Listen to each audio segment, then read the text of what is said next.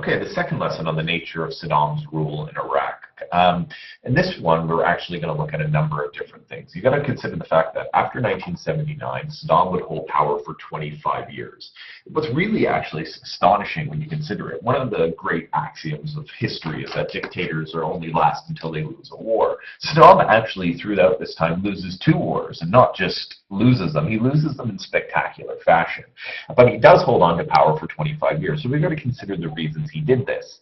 Now, how he kept control over Iraq is not dissimilar than a lot of other dictators who keep control of their country. He used the carrot and stick approach, i.e. the carrot, something to give to the people. Let us give you better hospitals, let us fix your roads, let us improve your villages, improve the electrical access to your villages. Then you will love us. If you speak out against us, we have the stick. The stick is usually in the form of the secret police, torture, imprisonment, summary execution, etc.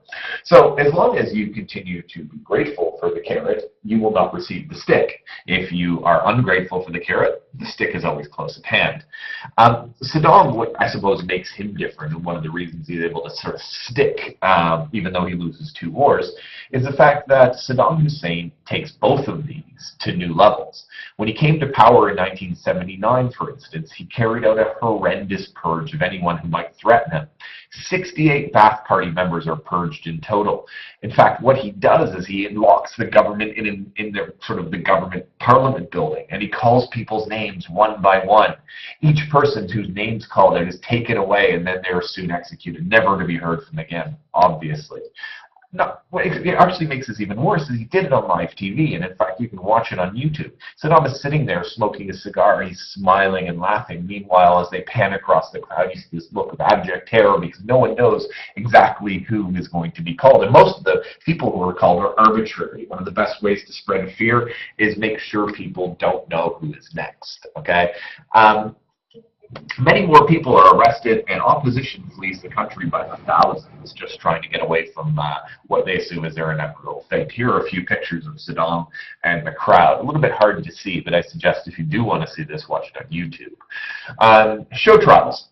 This is another common way dictators keep a hold on things. Saddam admired Stalin. In fact, he had read Stalin widely and admired the way he had used terror to establish a totalitarian state, and actually in many ways copies a lot of the things of Stalin. And one of the big things, of course, is the show trial. In the 1930s, Stalin holds show trials for leading communists who ran against him in the leadership campaign. People like Zinoviev and Kamenev and Kirov. And these people are actually not Kirov. Kirov was outright murdered, but Kamenev and Zinoviev. And people can watch or listen to these on the radio. In Saddam's day, of course, they were televised. 21 of the people who had their trial put on television were later executed. Saddam Hussein terrorized his own party, which is also new. Hitler didn't terrorize the Nazi party. Okay, he terrorized his own people. The Baath Party members faced the death penalty for joining another party. Some of them, even if Saddam thought that they could even potentially be disloyal in the future, saw themselves executed.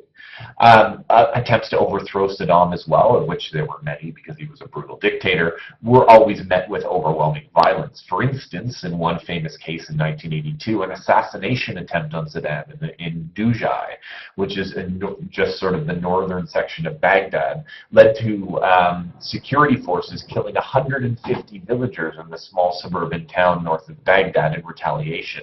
Most of the people who were killed weren't actually involved in the plot whatsoever, but they just happened to be from the place where the plotters were. So to send a message, Saddam says, I will not just kill the plotters, I will kill everybody around the plotters, which of course decreases dissent. So, like Stalin, Saddam Hussein tries to build a cult of leadership. This is the idea that you can use propaganda and grandiose proclamations and things to make people believe that you are truly a great leader, to make them thankful for the gift of your benevolence, etc., etc. To do this, Saddam Hussein takes on a number of key winning points for the Arab people living in Iraq. Of course, he becomes an outspoken critic of the nation of Israel. He condemns Egypt, for instance, for making a peace treaty with Israel in 1979 and says that no true Arab would ever make friends with the Jew. Iraqi media glorifies him as a hero and protector of the Arab world as well as the Iraqi people. So you get a very much a state-controlled media system, which ends up just being a way to voice approval of Saddam Hussein. Statues of him are everywhere, in public squares and on buildings, etc., etc. Portraits of Saddam are hung in every public building and every school. A lot of houses think it's a good idea that you hang a picture of Saddam just to prove your loyalty to this brutal, oppressive dictator. Saddam's birthday became a national holiday. And of course, as actually interestingly enough the Nazis did to confirm the legitimacy of their actions, referendums were held where Iraqis could vote on whether or not they approved Saddam Hussein. Of course, the referendums and the voting booths were stuffed with Baath Party officials letting you know which way you should vote, but ultimately to the world was released the result of the referendum, and it said that 99% of Iraqis approve of Saddam Hussein, therefore he must be doing a good job, therefore stop saying he's brutal and horrible. We love him. What is probably the best example of the way Saddam ruled is how he dealt with the minority and or majority groups in Iraq. That he himself is a Sunni Muslim. The Shiite Muslims are the majority group in Iraq. The Kurds are Sunni Muslims. The Kurds inhabit the northern part of Iraq. The Sunnis, the Kurds, had enjoyed a certain amount of self-rule, but they wanted a homeland, and they wanted that to be known as Kurdistan, and they wanted that to be the northern part of Iraq. In response to these sort of calls for independence, Saddam used his army and attacked the Kurds in 1974 and into the 1975 period. Many of the leaders of the Kurdish national movement were arrested or executed. The rest fled into exile, many into Turkey. The Kurds did receive a certain amount of help in their fight against Saddam from Iran, and this increased when Iran went to a war with Iraq in 1980. We'll talk about that in another lesson. In 1988, and probably the worst example of destroying or attacking the Kurds, Saddam used his air force to bomb the Kurdish town of Halabja, which in this bombing he used chemical weapons. The Kurdish people in this town were burned with basically chemical weapons, types of chlorine gas and so on and so forth. Really horrible stuff, and of course Saddam was condemned worldwide for this. In 1988, when the war with Iran ended and Saddam decided to solve the Kurdish problem once and for all now that he had time, Saddam sent his cousin, a man named Chemical Ali. Of course, he had earned this nickname for the bombing of Halabja, and he was put in charge. About 180,000 Kurds were killed when Chemical Ali went through the area of northern Iraq, ostensibly known as Kurdistan. At least another 100,000 were left as refugees who fled into Turkey. The Kurds, as a movement, weren't wiped out, but they were seriously, seriously oppressed, to the point that they couldn't essentially fight back, and Saddam asserted his authority over the Kurdish people through horrendous violence. The Shiite group, the majority of people in Iraq, ironically, continued to suffer persecution. There were some members of the Baath Party who were Shiites, even though the Baath Party, or rather though, the Baath Party was overwhelmingly Sunni Muslims, and Saddam himself was a Sunni Muslim. Many of the Shiites had done very well, living in that sort of center and southern corner of Iraq, bordering the Persian Gulf. The Shiites were well known for business. They were well known in sort of business and the service market. Many of Iraq's largest stores and shops were owned by Shiite Muslims. In 1979, Iran, as we'll learn in the next lesson, has a Shiite revolution. Iran is overwhelmingly Shiite, and they instill, instead of the Shah or king of Iran, a man named Ayatollah Khomeini into power. Khomeini is a Muslim cleric who had hidden away within the Shiite community of in Tikrit, Iraq, during his exile before 1979.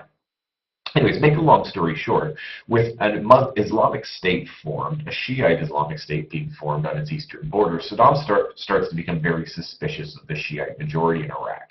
In 1980 and 81, 200,000 Shiites are deported to Iran as their loyalty was not proven. Most of the people who were deported, in fact, were selected.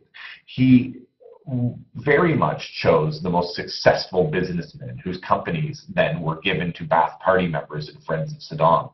So in other words, he rooted out the money and the intelligentsia of the Shiite community and forced them to move to Iran. And then he took their companies and all of their hard work and their houses, and he effectively then just gives it over to his friends and relatives in the Sunni Muslims in the Baath Party as a sort of reward for their loyalty, I guess, more than anything else.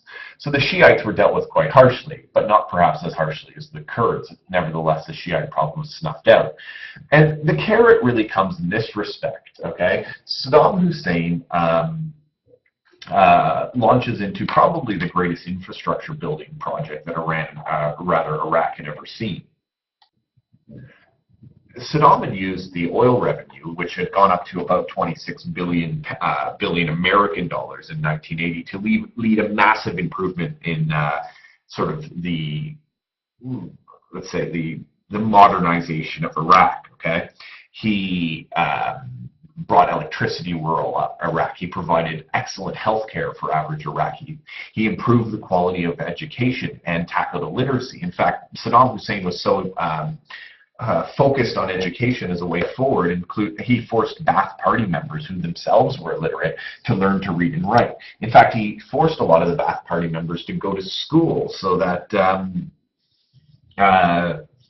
they could, be and set a good example to the people. There were improvements in transportation, new highways and rail was put in. There were new airports. Saddam Hussein International Airport was open, for instance.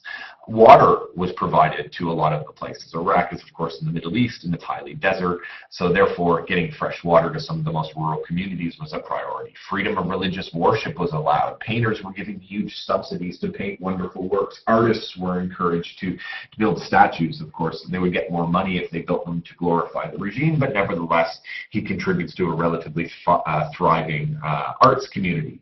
He expands heavy industry. Saddam develops the country's steel, petrochemical, coal products. Huge industrial complexes are constructed.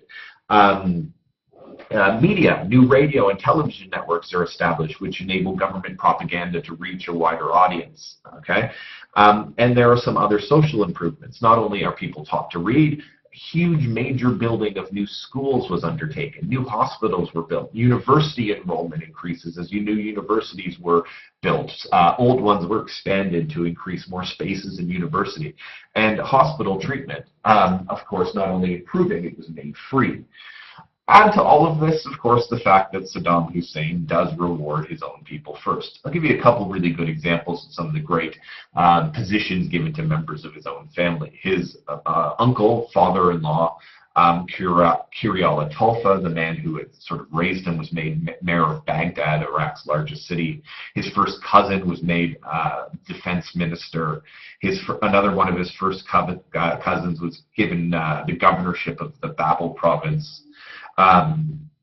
His eldest son, Uday Hussein, was made head of the Iraqi Olympic Committee, head of the Iraqi Soccer Federation, because he was into sports, ostensibly. But anyways, you get the idea that Saddam used the carrot and the stick. But ultimately here, he controls Iraq, and the people most loyal to him are in the most high positions of power. This is an absolute total dictatorship. He uses totalitarianism, and it does achieve in every way, shape, and form a totalitarian government.